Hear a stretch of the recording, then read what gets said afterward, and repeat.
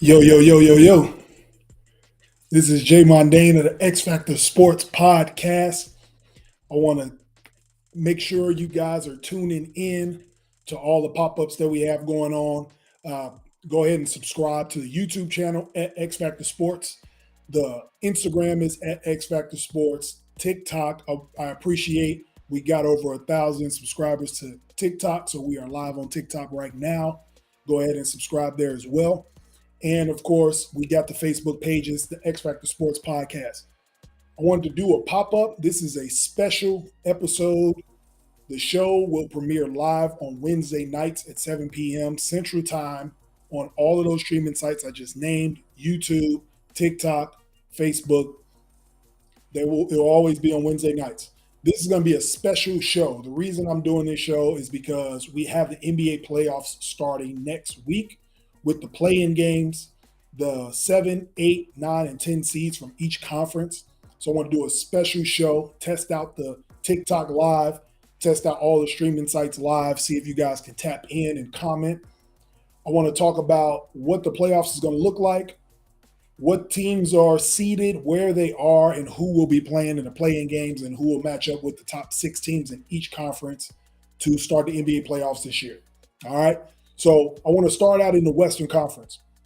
So the seeding goes: the Denver Nuggets got the 1 seed, and we got the Grizzlies at 2. The Sacramento Kings, congratulations to Mike Brown, Domantas Sabonis, De'Aaron Fox for getting the 3 seed in the Western Conference.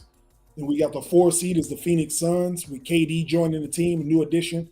We got the Clippers at 5 after winning today. We had some games that had playoff implications. The Clippers went into Phoenix and won and locked up the 5th seed. Their reward is they get to play the Phoenix Suns in the playoffs in the opening round. And you got the Warriors, who won by a zillion points today.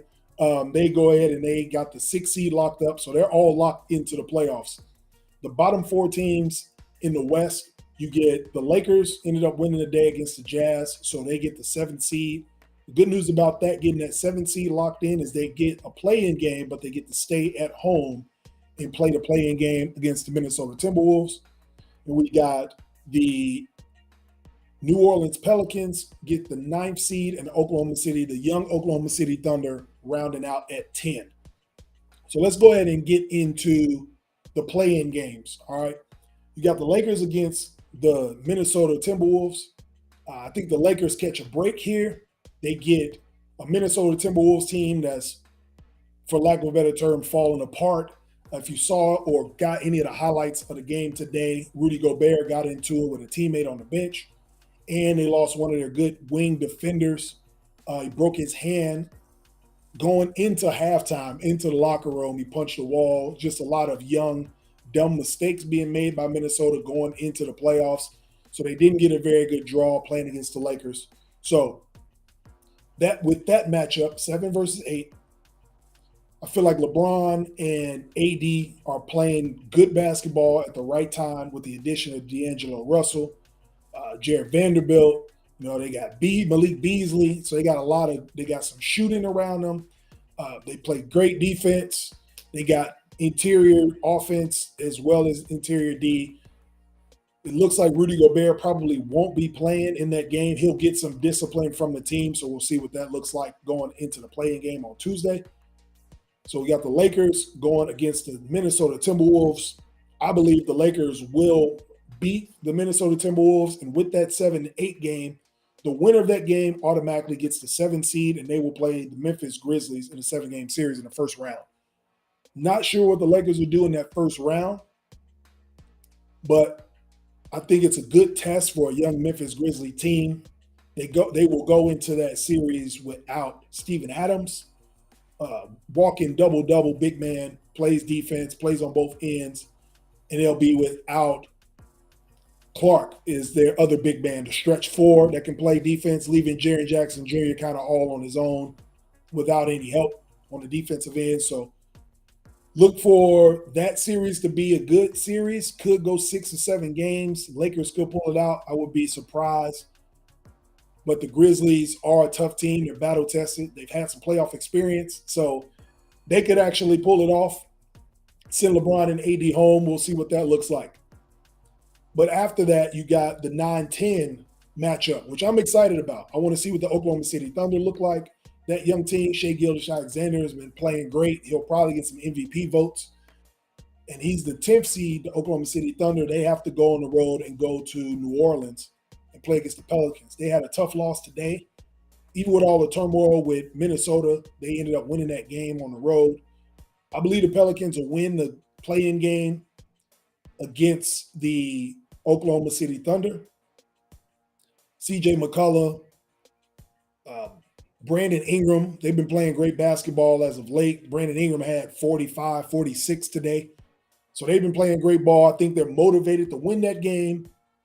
Excuse me. And they're almost hoping Minnesota loses to the Lakers so they can get some revenge, get some get back from them today. Go back to Minnesota and win that game and take that 8th spot. If they win that game and get the 8th seed, they will play against the Denver Nuggets, which anything can happen. I don't expect the New Orleans Pelicans to get out of that first round against the Nuggets, but it will be a tough out. The Nuggets, they're inexperienced. I don't know how deep they can go in the tournament or in the playoffs. They have a really good team. I just don't know how far they'll go with Jokic, but they got their full complement of players. Michael Porter Jr. is back. Jamal Murray's back. We no sign of Zion Williamson. He might be out the rest of the year. However, if he were to come back in that series at some point, if they make it to play against the 1 seed, that could be a dangerous trap for the Denver Nuggets. So we'll have to see. But I'm looking forward to the play-in games, how they all shook out. The Lakers went from being 2-10 to start the season out to find themselves in the play-in game at the 7th seed. And we'll see what they can do in that first game. And their reward, if they get out, they'll get the Memphis Grizzlies. They get to go to Memphis and play in that 7-game series. A young, hungry team. Again, they had a disappointing loss in the Western Conference semis against Golden State last year, the eventual champ.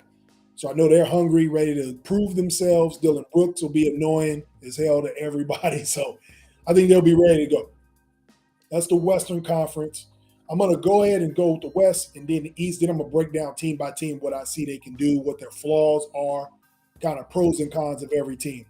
In the East, you got the number 1 seed, the best record in NBA. The Milwaukee Bucks took the 1 seed.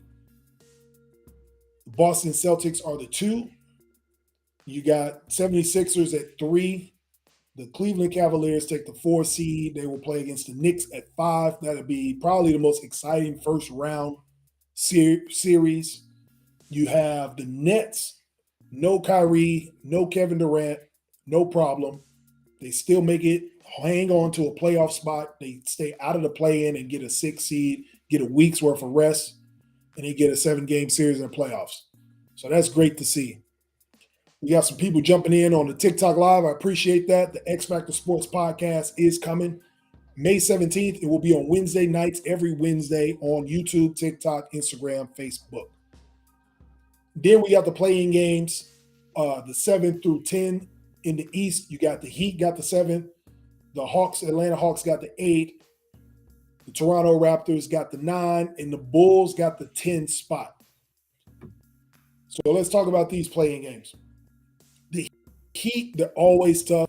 They're coached by arguably the best coach in the league, Eric Spoelstra. They play hard. The problem that we have with the Heat, and like I said, I'm going to get into it with all of the teams. They have that 7th spot going against the Hawks. Trae Young can get hot. DeJounte Murray can get hot. They can do a lot of different things. They've been playing a lot better with the new head coach, but they are a mid-level team as you can get in the NBA. I think they're 500 everywhere they go. They won half their home games, half their road games, and lost the same. So they are an 8th seed. Going to Miami, it's a divisional opponent. They see each other all the time, so that should be a great game. Excuse me. So we'll see what that game goes into. And just like in the Western Conference, whoever wins that 7-8 matchup gets the 7 seed locked, and they get a date with the Boston Celtics in the first round. Then you got your 9 and 10, the Toronto Raptors and the Chicago Bulls. The Bulls have been playing some of the best defense in the last month and a half. They got everybody healthy. Obviously, Lonzo Ball hadn't played all year, so without Lonzo Ball. But Vucevic is healthy. DeMar DeRozan's healthy. Zach LaVine is healthy. Zach LaVine and DeMar DeRozan both average 25 points a game. When you got potent offense like that, and Vucevic is a walking double double, anything can happen in a one game elimination. So the Bulls will go against the Toronto Raptors. I'm thinking upset. I put it on my Facebook page. Look out for the Chicago Bulls. They could get out of this play in and get that eighth seed and can be dangerous. I don't think they'll beat the Milwaukee Bucks, but they can be a surprise in the play in, being the 10th seed and actually winning 2 games to get into the first round of playoffs of a 7-game series. All right. So that's what that's what we're looking at as far as the seeding and what players we have or what teams we have and marquee matchups. Now we're going to break down each team, kind of what a year review, 82 games, and we'll talk about where they are going into the playoffs. So I'll start in the Eastern Conference and go to the end in the West. So let's start with the number 1 seed, the Milwaukee Bucks. They are a veteran team. They got veterans littered all over that team. We got championship experience, pedigree. You got Giannis Antetokounmpo leading the charge, Drew Holiday. They're a great team. You got Brook Lopez, arguably the defensive player of the year. He's a walking double-double as well, gets you 2-3 blocks a game as well. As a 1 seed, there are very few flaws that I see with the Milwaukee Bucks. They can play defense. Their defense travels. They got arguably the best player in basketball, Giannis Antetokounmpo. They played in big games before. Their veterans they're a tight-knit group. They have a strong bench with Bobby Portis, Matt Connaughton. So they'll be ready to go. They have strong leadership at the point guard position, Drew Holiday. So it'll be interesting to see if anybody can challenge them. Personally, what I believe is that 1, 2, 3 spot in the East that you got with the Bucks, the Boston Celtics, and the 76ers. For you younger viewers, you probably don't remember this, but it reminds me of the 90s in the Western Conference when it used to have the Seattle Sonics with Sean Kemp, Gary Payton, and you had the Houston Rockets with Hakeem Olajuwon, Robert Horry, Sam Cassell, Clyde Drexler. They had that crew. And then the Phoenix Suns, the Barclays Phoenix Suns in the early 90s. What used to happen with those 3 teams is the same thing I feel like can happen with the top 3 seeds in the East this year. Those 3 teams always used to beat up on each other. It was all about matchups with those teams. If you go back and look at who made the NBA Finals from 93, 94, 95, 96, it was one of those 3 teams. And the reason why is because if they ran into one another, the matchups is what did it. It didn't matter what seed they were. The Houston Rockets won an NBA championship as a 6th seed in 1995. They're second of the back-to-back. And it was all about matchups. Anytime the Houston Rockets ran into the Phoenix Suns, they had their number. For some reason, they could always match up good with the Phoenix Suns, and they would beat them out. But anytime they ran into Seattle, they couldn't beat Seattle. And then anytime Seattle ran into Phoenix, Phoenix would get them. I feel that's the same thing that's about to happen here with these 3 teams, the Bucks, Celtics, and Sixers. The Bucks seem to have trouble when it comes to dealing with the Boston Celtics. And the reason why is because the 2 wings that they have are elite, all NBA talent with Jaylen Brown and Jason Tatum. They're young. They probably have the most experience in the playoffs of a young duo that we've seen in a very long time. I don't even think either of them are 26 years old. But it feels like they've been in the league for 10 years, both of them, because they've been in so many Eastern Conference Finals. They played in so many playoff games, big playoff games. None bigger than obviously the NBA Finals last season. So I feel like if the Bucks run into the Celtics, they're going to have to deal with them. They have great defense as well. They have great shooting.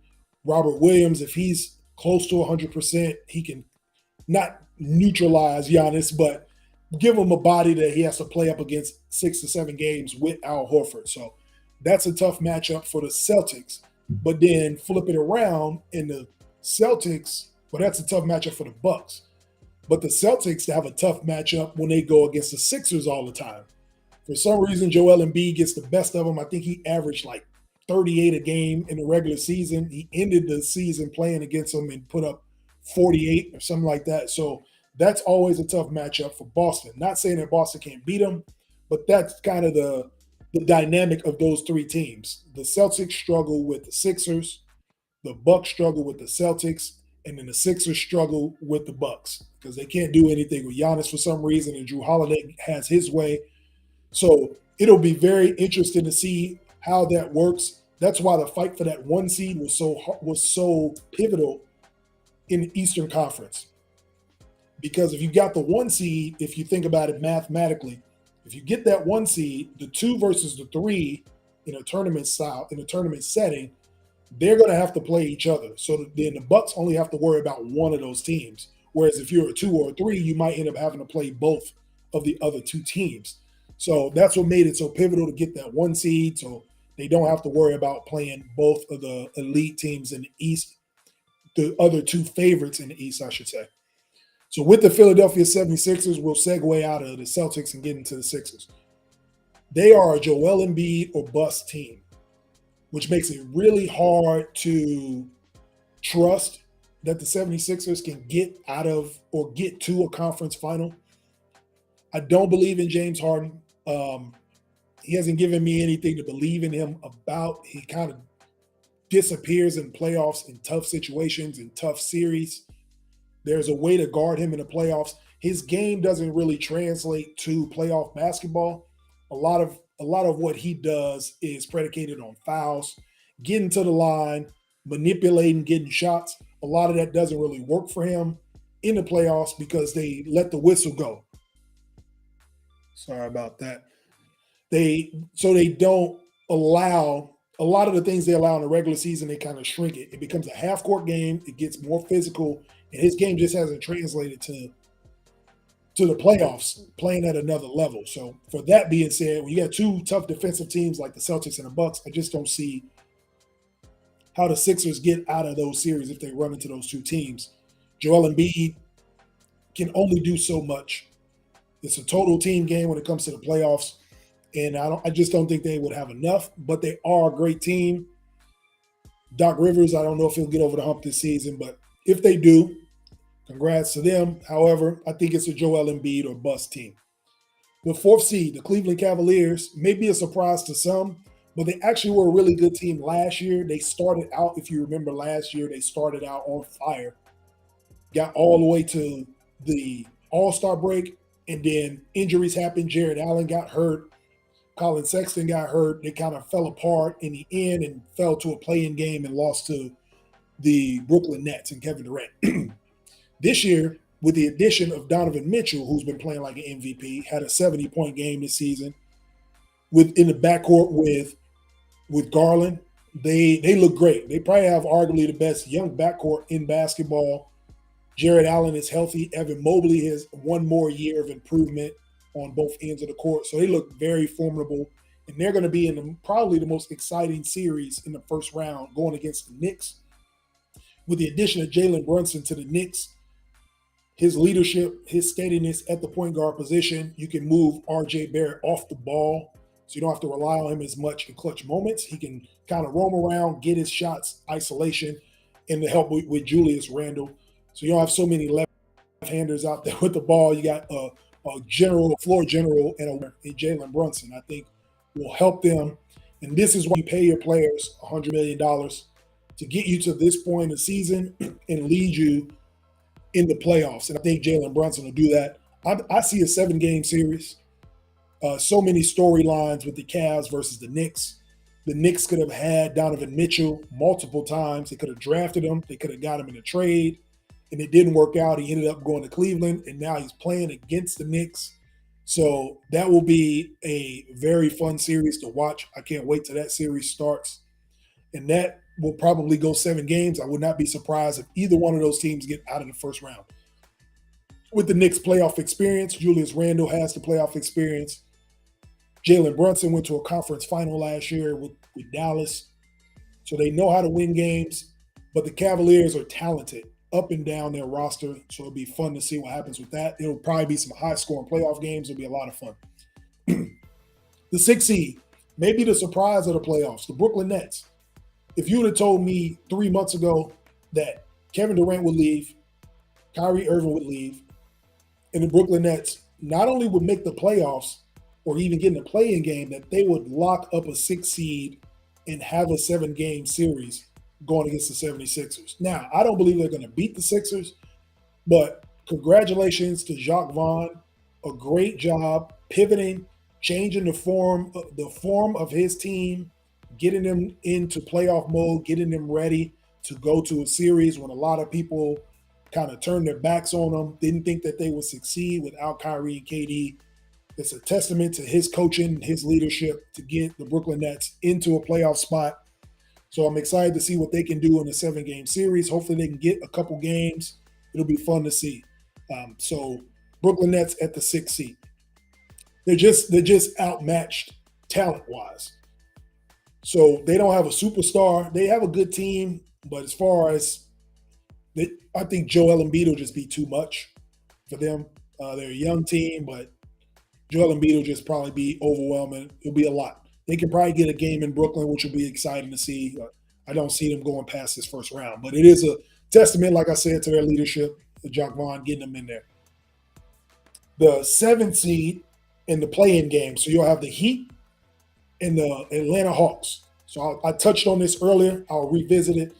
The Miami Heat, just tough. They can play any team. I think they're probably the most feared team in the playoffs out of the lower seeds. Obviously, you got your Bucks and your Denver Nuggets of the world and your Golden State Warriors, but the Heat are not afraid of anybody. That's their culture. It's always been their culture under Pat Riley and Eric Spoelstra. Jimmy Butler, playoff Jimmy Butler is a different Jimmy Butler when he's healthy. He's a little nicked, but everybody is this time of year. But with the health of Jimmy Butler and the way that those guards are playing this year, the shooting's down a little bit, but Tyler Hero, the way he plays, I think they got a good chance. Bam Adebayo is always a tough cover because he can stretch and pull you out of the paint. He can play inside, outside. He's a good defender as well. So look to see how they will play against the Atlanta Hawks when you got a player like Trae Young and DeJounte Murray who can mix it up. Trae Young being a smaller guard going up against Kyle Lowry, who's a physical defender who knows playoff basketball. He is a champion himself, so there's some experience there and some pedigree. So it'll be fun to see what the Heat can do in that matchup. That one game, the winner will get that 7th seed and go against the Boston Celtics, so it'll be fun to see.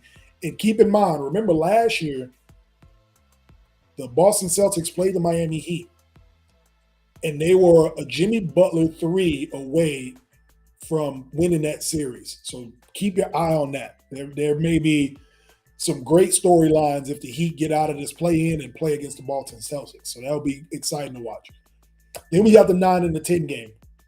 Toronto Raptors. They've been struggling all year, trying to find an identity, a lot of hurt players. Pascal Siakam is an all-NBA player. He should be second-team all-NBA, I believe. He's had a great season, but it was just hampered by their record.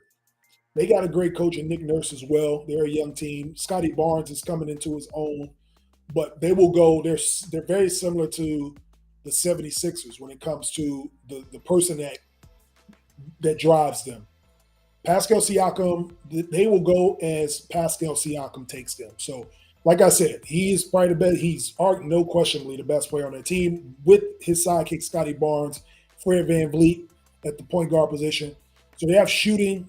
They have the offense. It's just the defense. Can they get stops when they need to? And the draw that they got with the Chicago Bulls, what I alluded to earlier in the show, when you got DeMar DeRozan and Zach LaVine, they can each put up 30, even 40 on any given night. And you just don't know what you're going to get from those two. If both of those two are on with the help of Vucevic, I can see them going to Toronto in another storyline. Obviously, we all know DeMar DeRozan was drafted by the Toronto Raptors. It would probably, and they traded him away, it would probably not make him any happier than to send the Toronto Raptors packing, go back up to Toronto and get them out of the playoffs. So that'll be another exciting one game that I'm looking forward to seeing. Bulls against the Raptors. The Bulls have a good shot at winning that game. They're a little Jekyll and Hyde as well. You don't know what Bulls team you're going to get. When they're playing at a high level, they've been playing up to their competition all year. That's why they're basically a 500 team. They went 40-42 this year. This is their second year in a row getting 40 wins for the first time in probably 6-7 years. So good job, Billy Donovan, kind of righting the ship. Got them into the play-in game, kind of kicking and screaming. However, they do have an opportunity to get in the playoff. I think out of all of the teams in the play-in that we wouldn't talk about, I think they have the best chance to upset and surprise some people, be in that 10th spot and getting an 8th seed. I can see them winning 2 games. Now let's go over to the Western Conference. In the Western Conference, the Denver Nuggets. They're the 1 seed. They've been the 1 seed for almost wire to wire. They've been the 1 seed for, I can't even remember when they weren't the 1 seed this season. It seems like they've been the 1 seed since Thanksgiving. Long 82-game season. Jokic playing to get his 3rd straight MVP, first time since Larry Bird did it in the 80s. And they got their full complement of players finally. They got Michael Porter Jr. back. They got Jamal Murray back, a couple years removed from a torn ACL. Aaron Gordon's been playing great basketball. They got a bunch of great pieces surrounded. Michael Malone, always a Coach of the Year candidate for what he does in Denver. So looking to see what they can do as a 1 seed. The problem with the Denver Nuggets that I see is just matchups. They're a great team. They run everything through Jokic, and I feel like if they run into a team that can neutralize, hell, even annoy Jokic, i.e. a Draymond Green or a team like that, a Clippers team that can play physical with you, that can shoot with you, that can defend with you, I think those are the teams that are a little scary for the Nuggets. So this is the test. We're going to see how good they really are. I think now's the time. They made it to the Western Conference Finals in the bubble. If you guys remember a couple years back, got upset last season. So let's see what they can do now as a 1 seed. They seem highly motivated. They got all their weapons back. I think now is the time to see who the Denver Nuggets really are as the 1 seed in the West. Memphis Grizzlies. The Grizzlies, after what they did last year, surprised a lot of people. They played really good basketball, got to a conference semifinal against the eventual champion Warriors, played them tough to 6 games. John Morant got hurt in that series, so couldn't see it through. Ja went through some ups and downs during the season. You have the Dylan Brooks saga, getting his name. He wants to get his name out there, so that's great for him. Good publishing for an individual player. But they got some key pieces hurt. No Steven Adams, no Brandon Clark, but they got Jaren Jackson Jr. to anchor the defense in the back. I think they take a big loss with no Steven Adams. They lose leadership. They lose rebounding. They lose toughness. They lose someone that can kind of corral everyone together in tough spots in the playoffs with his experience. So losing a piece like that could be tough in the later rounds. I believe they can get out of the first round, but it's going to be tough for them to get out of that first round and then moving down the road in the Western Conference. The matchups may get them. But getting the 2 seed, they have a chance. Obviously, they're a 2 seed for a reason. They know how to win ball games. I think a matchup can get them. I don't see them going very far in the playoffs, if I'm being honest. Now we get to the Kings, who, other than the Chicago Bulls, this team I've been excited to see for a very long time. The Sacramento Kings have not been in the playoffs since 2006. Think about where you were in 2006 and what was going on in the world in 2006. None of this existed in 2006. The way I'm doing this live stream on TikTok and all the streaming sites that we're doing the X Factor Sports podcast on, none of this was around the last time the Sacramento Kings made the playoffs. I would love to be a fly on the wall or even in attendance in Sacramento for that first home game. It's going to be so loud in that game, in their first home game in 16 years. So I'm excited to see that 17 years. I'm excited to see what the Kings can do at the 3 seed. They're a young team. De'Aaron Fox. This will be De'Aaron Fox's coming out party. I truly believe that. Not saying that they're going to win the series, but when you look at him in the playoffs, the performances he is going to put up with Domantas Sabonis, I believe next season people are going to start looking at De'Aaron Fox as a serious All-NBA player. I think it's all coming together, perfect storm. He's been there through the toughest times with the Sacramento Kings, winning 15, 20 games. They finally put some pieces around him. The coach of the year, Mike Brown, has established a culture around him. He's matured into a man coming out of Kentucky after being a one and done. I think now is the time that everybody finally, if you're not a true NBA fan, the casuals, you finally get to see how good De'Aaron Fox really is on a national stage. So I'm excited to see what the Sacramento Kings can do. The Clippers, oh, I'm sorry, I jumped over the Suns. The Phoenix Suns take the 4 seed in the West after acquiring Kevin Durant in the middle of the season after All-Star break, or right at All-Star break, actually, right at the trade deadline, they acquired Kevin Durant. Obviously, a player of Kevin Durant's caliber, an all-time great, top 12, 13 player of all time comes to your team. It immediately gives you a shot in the arm. The expectations are through the roof. They are looking to win their first NBA title ever. They've been to a couple NBA finals, just haven't broken through. So the expectations, like I said, through the roof when you put KD on any team. And this is where we are now. They're the 4th seed. I don't think it matters where they are in the conference, in the seeding. You still have to play against him. And with his championship pedigree, you got Chris Paul re-energized. If you pay attention to how the Phoenix Suns are starting to play towards the end of the season, they're going to do a lot of things with Chris Paul off the ball, turn him into more of a scorer because they understand what the matchups are going to look like for him in the playoffs. A lot of people are going to try to keep the ball in his hands, make him a passer.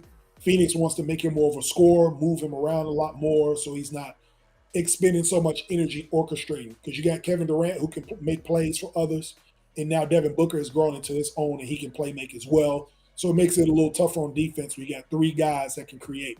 And I think that'll be fun to see here in the playoffs. I want to see how that plays out. Didn't have a lot of time with KD to get going before the playoffs. However, they are undefeated when he plays. So that's nothing to sneeze at either. So playoff basketball, I think they'll do what they need to do to continue this run going. The 5th seed is who they will play. You got the LA Clippers. Another trade deadline pickup they got with Russell Westbrook. He got bought out by the Jazz to move to LA. Didn't have to even change his address. Just moved to a different jersey in the same arena with the Clippers from the Lakers. So it'll be fun to see what they can do. Clippers in the playoffs.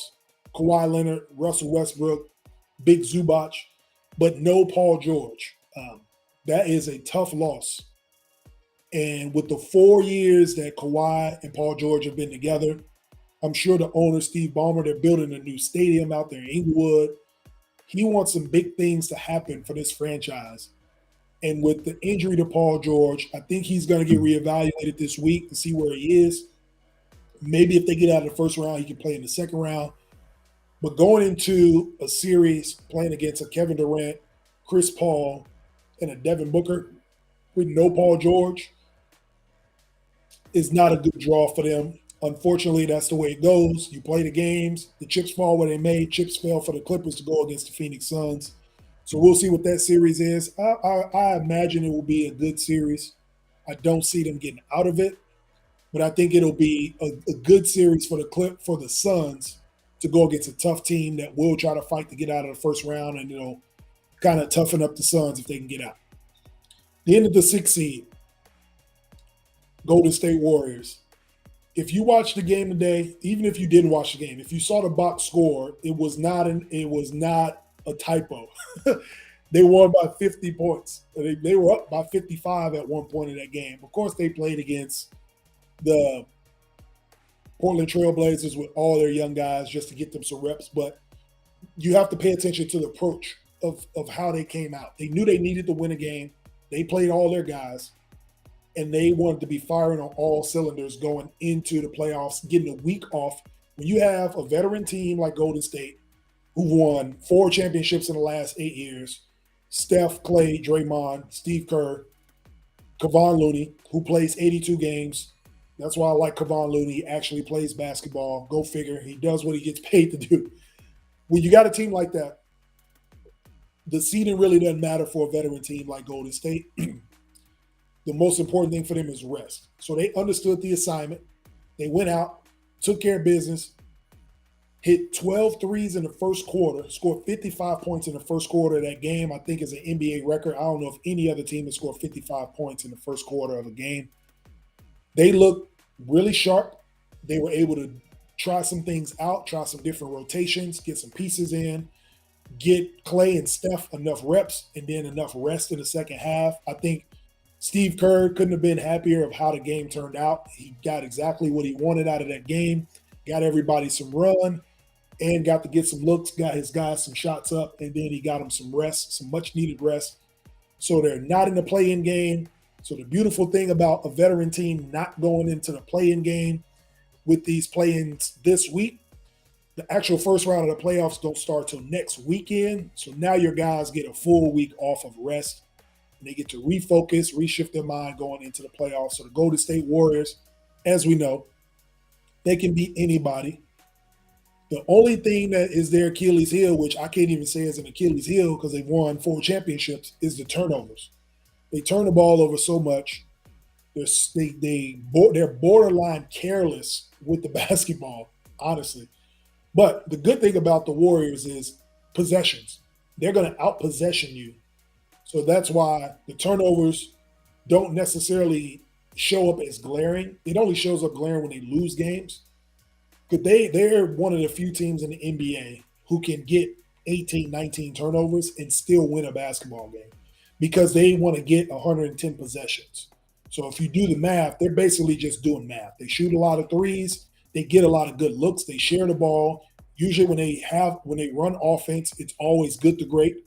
What that means for you viewers, good to great means when you're running your offense, instead of getting a good shot, they are trained to make the extra pass to get a great shot.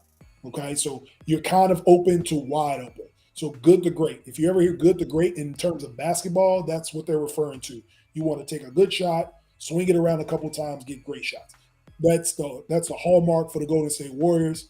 It's very tough to defend a moving ball without dribbling. So look to see some of that same Golden State Warrior brand of basketball and then their underrated defense that never gets talked about until they make it to the finals. They will have some great defense. So that matchup against the Kings will be great. They're going to be playing in loud arenas. That series will be the loudest series out of all of them, with the Sacramento fans being excited because Sacramento just goes crazy. And the Golden State Warriors, everybody knows when you go to Oracle Arena how crazy, or the Chase Center now it is, how crazy those fans are. And it's kind of cool, the dynamic of Sacramento and Golden State. Don't really have to travel very far to play in any of those games, so both teams should be comfortable. There's a lot of the idiosyncrasies of a playoff series that people don't think about, the travel, the rest, flying overnight. They really don't have to do any of that. They can probably take a bus to both stadiums like back in high school. I'm sure they won't, but it's just cool to see two teams in the Bay in Northern Cal playing against each other. And then you got the Lakers against the Minnesota Timberwolves. Timberwolves won a big game today, despite all of the noise, on not national TV, but all of the noise on TV with Rudy Gobert taking a swing on a teammate on the bench, Kyle Anderson, and he was escorted. They sent him home.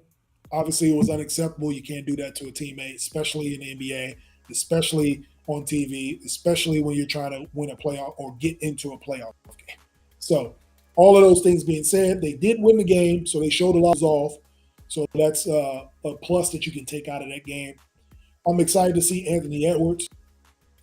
Again, I don't think they have enough to go very far in the playoffs. I like to see Anthony Edwards do well in the playoffs. Last year, a lot of people got to see what he could do on the national stage.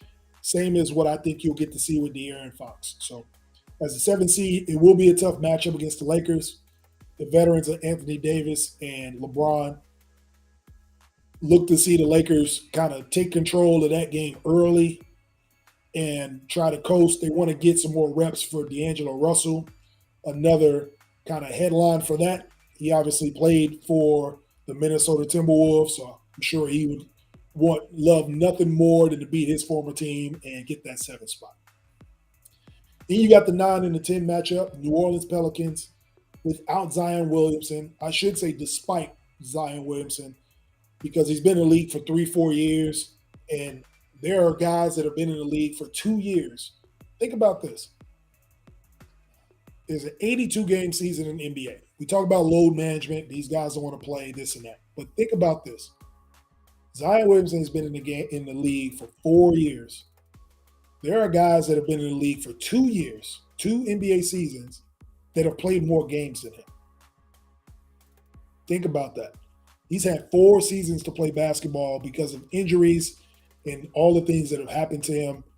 You got guys that are second-year players that have played more games than a 4-year guy. It's crazy to even say it out loud. So because of that, luckily they got C.J. McCollum from Portland last season. And then with the help of Jonas Valanciunas at the 5 spot, and then of course their best player Brandon Ingram has taken his game to another level offensively. I think he's coming into his own.